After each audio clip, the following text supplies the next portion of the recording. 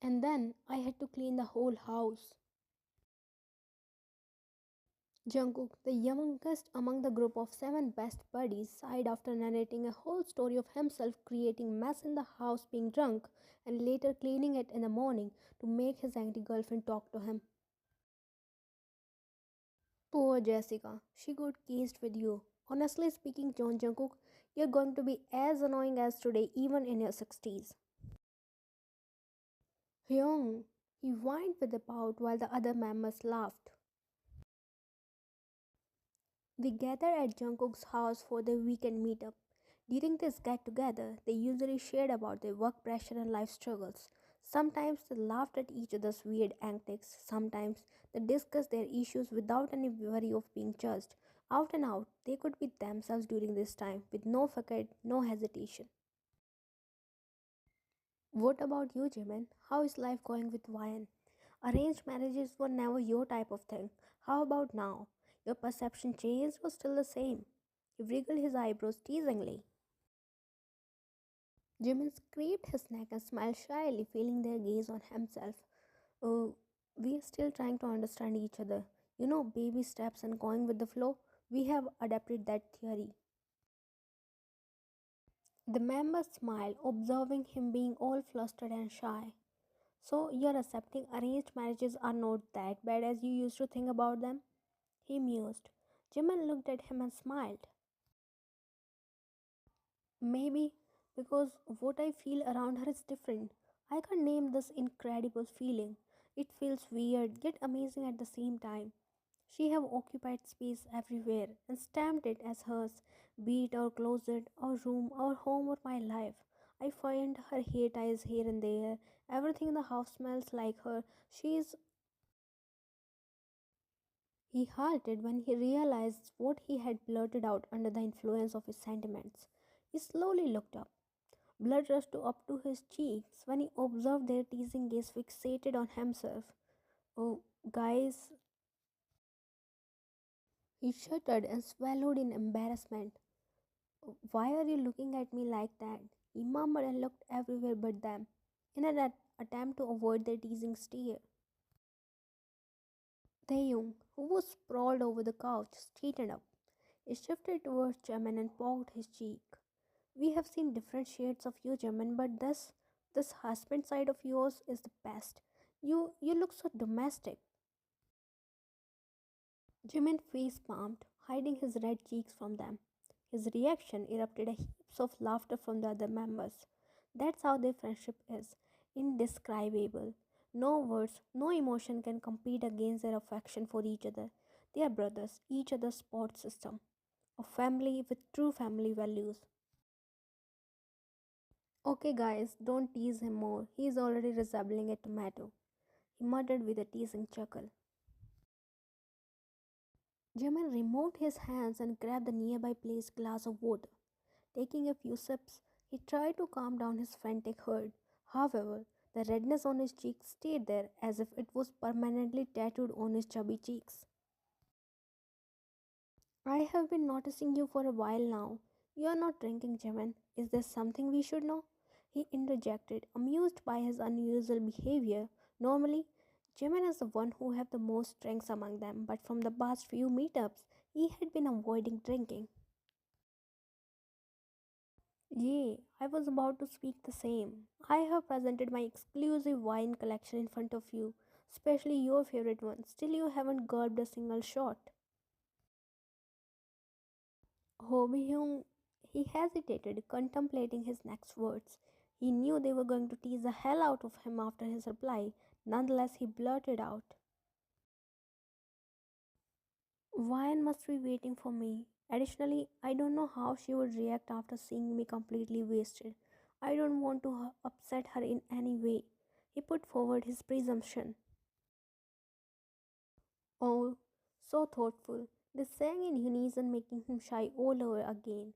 He chuckled bashfully and looked away to escape their impish eyes.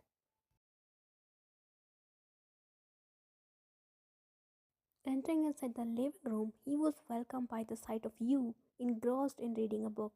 Well, his assumptions were not wrong. Hey, he mumbled with an intention to gain your attention. You tore your gaze away from the book and looked up. A smile made its way to your lips, observing the side of him. Hey, how was the meetup? You closed the book and placed it aside before standing in front of him. His lips twitched, mirroring yours. Amazing. We had talked about a lot of things. It feels good meeting them after a bustling week. You listened to him with full concentration as he explained about his activities with his friends. Had dinner or should I cook something for you? No, I had. Junko cooked for all of us. I must say, he is emerging out as a great chef, he exclaimed with a chuckle. Did you have your dinner? You nodded with a smile. You frowned when he hesitantly reached out for your hands. Fondling with your hands, he drew some random patterns on the back of them. He nibbled on his lower lip, shifting on his feet. By his actions, you understood he wanted to say something, but he was nervous. You smiled at him and gently squeezed his hands holding yours. Go ahead. You giggled when he cleared his throat as if preparing himself for a speech. By the 3 weeks you spent with him, you came to know he is extremely shy, especially when he has to say something related to you. You don't have to wait for me. I mean, don't get me wrong, but you don't have to sacrifice your sleep for me. He voiced out and looked down. You sighed and shook your head. He was getting nervous for nothing. Yes, correct. I shouldn't sacrifice my sleep for you, and I am not doing it either. I am not doing anything just because I have to, but because I want to. I wanted to wait for you. Don't overthink and stop being so nervous around me. I'm your wife. You can be yourself in front of me, okay? You retreated your hand back from his grip and knocked on his forehead twice. He scraped his neck and smiled shyly. You calling yourself his wife made his heart skip beats after beat like a amateur singer. Truthfully, everything about you made his heart race. Be it your wavy hair, your brown eyes, your bare face with some scars which marked your puberty, or your voice, your smile, your laugh, precisely everything. Shall we head to bed, Mr. Park, or you want to blush more? You chuckled when his face turned crimson red at your remark. Shaking your head, you turned your heels towards the bedroom, while he followed you closely behind, hand in hand.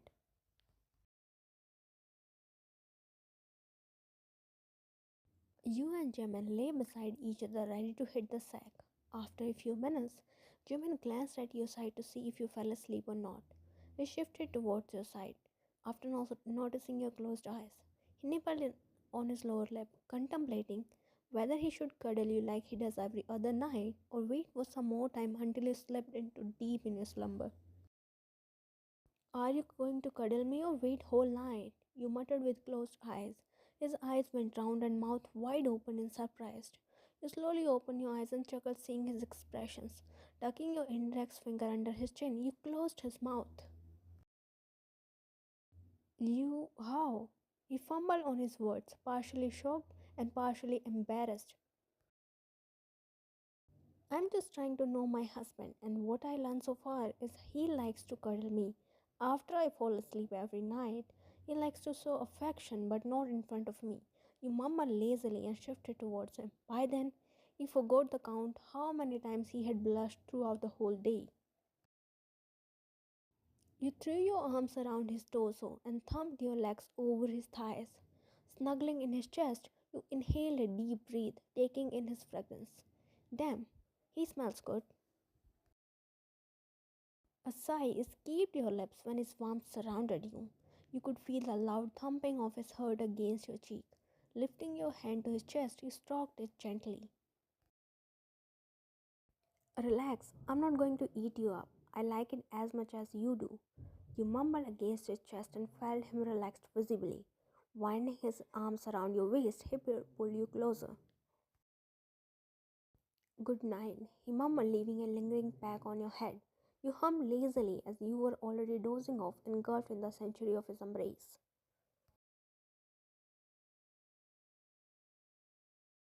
You groaned as the continuous ringing of doorbell disturbed your sleep. Opening your eyes, you came across with the sight of your sleeping husband. His cheeks were pressed against the pillow, puckering his lips in an adorable pout, his silky hair dancing on his forehead. His arms were securely wrapped around your waist. You didn't want to leave his embrace, but the annoying sound of doorbell was hell-bent on ruining your precious morning. Untangling yourself from his clutch reluctantly, you made your way out of the room, internally making up your mind to throw hands on whoever dared to intervene in your precious moment.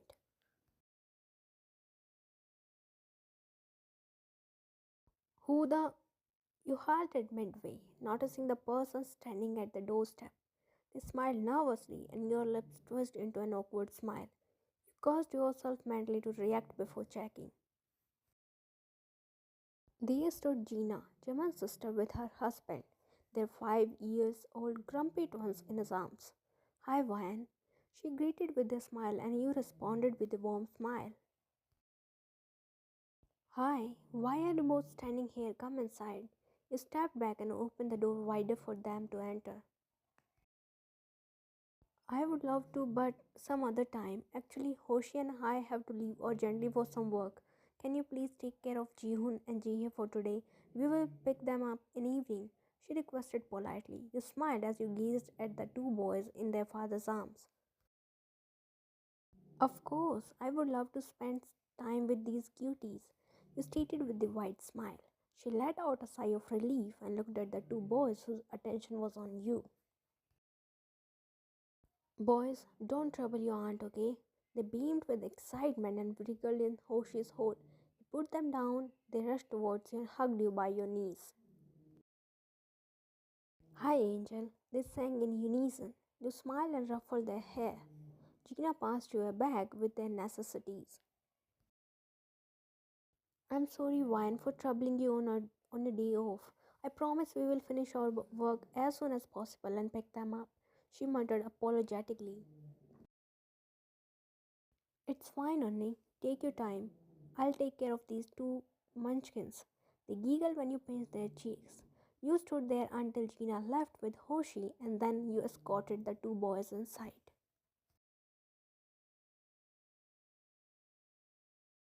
Jimin came in the kitchen rubbing his drowsy eyes, a pout adorning his lips. When he woke up, he expected some morning cuddles, but you weren't there. Thus, he turned up at kitchen looking for you. An adorable smile curved on his lips when he took in the sight before him. You were cooking breakfast while the two cute boys were standing on the counter near you. You three were giggling about something. The kids looked happy around you, and this made his mind wander around the thought of having kid with you someday. The thought itself made him giddy. Hi kids, he chirped excitedly and expected them to jump on him. After all, he was their favorite person. However, a frown marred his expressions when they just waved at him and indulged in conversation with you. When did you guys come? He probed as he walked forward and stood beside you. You glanced at him once and smiled. Gina only left them here. She had some work, so I'm in charge of taking care of them. You explained, and the two boys bobbed their head. Jimin nodded and ruffled their hair. Should I help you with breakfast? He offered his help, which you politely denied, and asked him to freshen up. Jimin sat on the couch with the biggest pout of all time. The adorable sight of morning had turned into an annoying sight as his nephews had his wife's undivided attention. His upteam's attempts of gaining your attention proved futile because his nephews interrupted every time. He should be the one clinging to you, not his now annoying nephews. He should be the one receiving your affection, not the two little devils.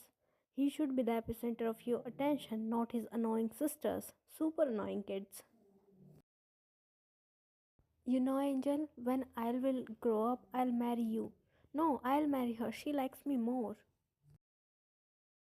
The two boys argued who would marry their Angel, while the man who was already married to her squinted his eyes at them. Hey, she's already married to me. She's mine. As expected, he got ignored brutally. The kids kept arguing, but before their small bickering turned into a big fight, you intervened in between. Kids, listen to me. You held their arm and turned them towards yourself. They stopped and looked at you. When you will grow up, you will get married to more beautiful girls. Besides, I can't marry you as I am already married to your Jimin uncle.